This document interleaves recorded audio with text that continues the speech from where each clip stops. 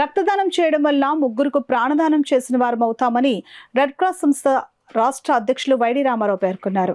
Kakinada red cross blood బ్యాంక్లో కాకినాడ ఖిద్మత్ కమిటీకి చెందిన సభ్యులు ఎండి అజహర్ తలసేమియా వ్యాధిగ్రస్తుల కోసం 46వసారి రక్తదానం చేశారు. ఈ కార్యక్రమంలో పాల్గొన్న రెడ్ క్రాస్ సంస్థ రాష్ట్ర అధ్యక్షులు వైడి రామారావు మాట్లాడుతూ ప్రతి ఒక్కరూ రక్తదానంపై ఉన్న అపోహలను వీడి రక్తదానం చేయడం వల్ల ముగ్గురికి ప్రాణదానం చేసిన వారు అవుతారని ఆయన చెప్పారు. రక్తదానం అనంతరం తలసేమియా చిన్నారులకు పండ్లను కమిటీ సభ్యులు పంపిణీ చేశారు. ఈ కార్యక్రమంలో కమిటీ అధ్యక్షులు షేక్ చిస్టీ, కమిటీ ఫౌండర్ అధ్యక్షులు హసన్ షరీఫ్, కోశాధికారి గౌస్, సభ్యులు ఎహితైషా ముద్దీన్, న్యాయవాది ఇమాం మొహద్దీన్ తదితరులు పాల్గొన్నారు. మా తలసేమియా వ్యాధిగ్రస్తులైనటువంటి పిల్లలకి రక్తాన్ని అందించాలనేటటువంటి మంచి సంకల్పంతో తరచుగా రక్తదానం చేస్తూ ఉండడం చాలా హర్షణీయమైనటువంటి విషయం.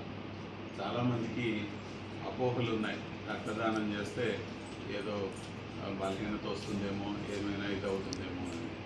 ఆరోగ్యంగా ఉండి 18 సంవత్సరాలు వయసు దాటిన ప్రతి వాళ్ళు కూడా 3 నెలలకు ఒకసారి, మగవాళ్ళు అయితే 3 నెలలకు ఒకసారి ఇవ్వచ్చు, ఆడవాళ్ళు అయితే 4 నెలలకు ఒకసారి రక్తదానం చేయవచ్చు.